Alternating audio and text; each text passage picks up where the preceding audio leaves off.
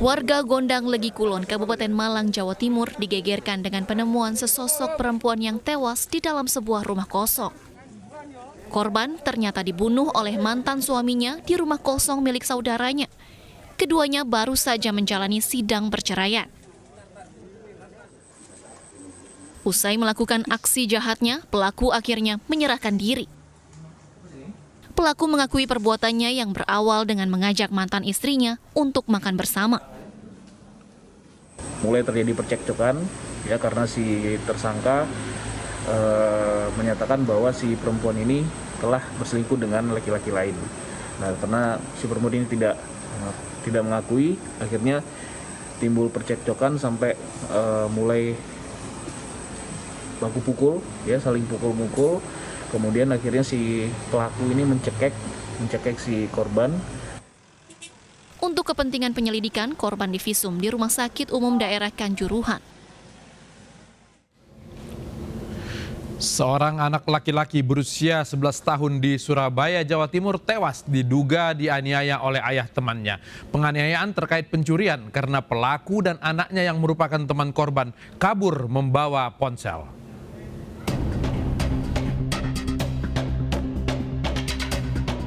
Anak laki-laki berusia 11 tahun di Kampung Kupang, Kerajaan Surabaya, Jawa Timur ditemukan kritis dengan luka di bagian kepala.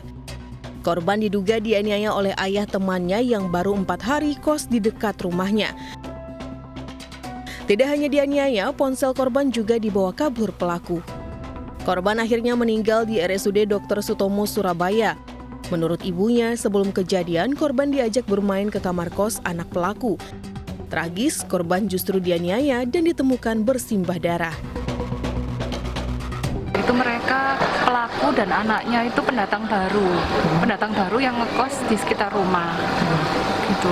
Kurang dari seminggu yang saya tahu. Saya nggak kenal siapa mereka, sebelumnya nggak kenal.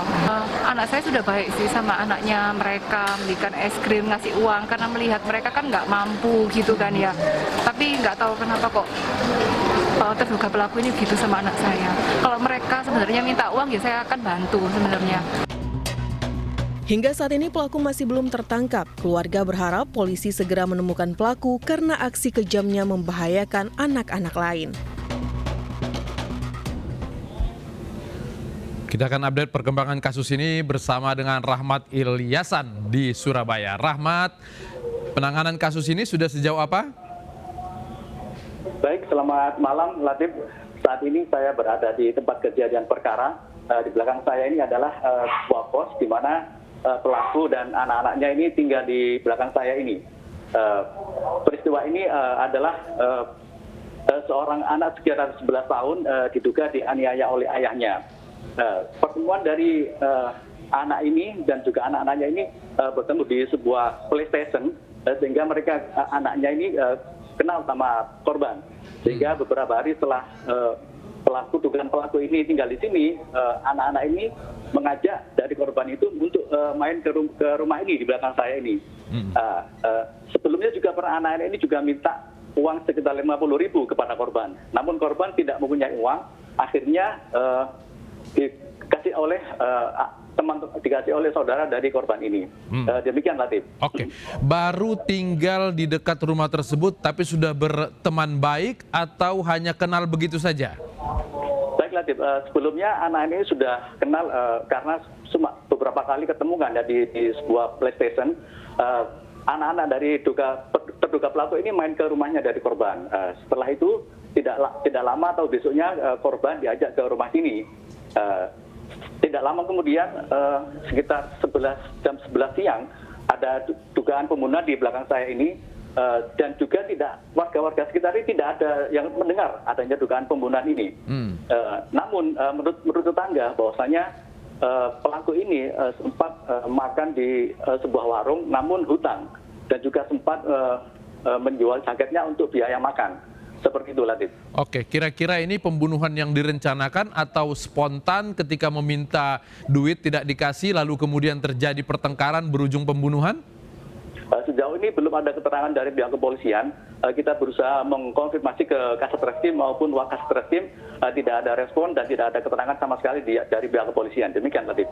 Jadi sampai sejauh ini masih dilakukan upaya pengejaran kepada pelaku? Betul, Latif. Sejak adanya peristiwa itu sekitar 10 hari yang lalu, adanya peristiwa itu, sampai sekarang ini polisi masih belum menemukan pelaku. Sementara pelaku sendiri adalah dari luar Surabaya. Ada dari identitasnya sendiri, dia ada di Garut. Demikian menurut keterangan dari RT setempat, bahwasannya identitas pelaku ini berada di daerah Garut, Jawa Barat. Demikian, Latif. Kalau kita lihat tadi jalan ceritanya, korban datang bermain ke rumah tersebut, kemudian terjadi pembunuhan, lalu lari bersama anaknya. Artinya pembunuhan ini dilakukan di depan anaknya yang merupakan teman korban, seperti itu? Sejauh ini keterangan dari pihak tetangga dan juga pihak kepolisian belum mengarah seperti itu ya, untuk pembunuhan dilakukan di depan anaknya atau tidak. Tapi yang pasti setelah adanya pembunuhan itu, anak-anak yang ada di kampung sini sempat melihat dua anak laki-laki sama ayahnya itu mau pergi di depan jalan raya, di daerah jalan raya kawasan Banyu Urip, Surabaya. Demikian, Latif. 10 hari setelah kejadian belum juga ada titik terang. Kira-kira kalau menurut polisi apa kendalanya? Apakah karena sudah pindah ke lain daerah atau bagaimana? Sejauh ini belum ada keterangan resmi dari pihak kepolisian. Mungkin dimungkinkan karena tempatnya jauh, ya ini di daerah Garut, Jawa Barat. Kemungkinan seperti itu jauh, bukan orang Surabaya, namun warga Garut di kawasan Jawa Barat. Demikian. Baik, Rahmat Ilyasan melaporkan langsung dari Surabaya, Jawa Timur. Terima kasih.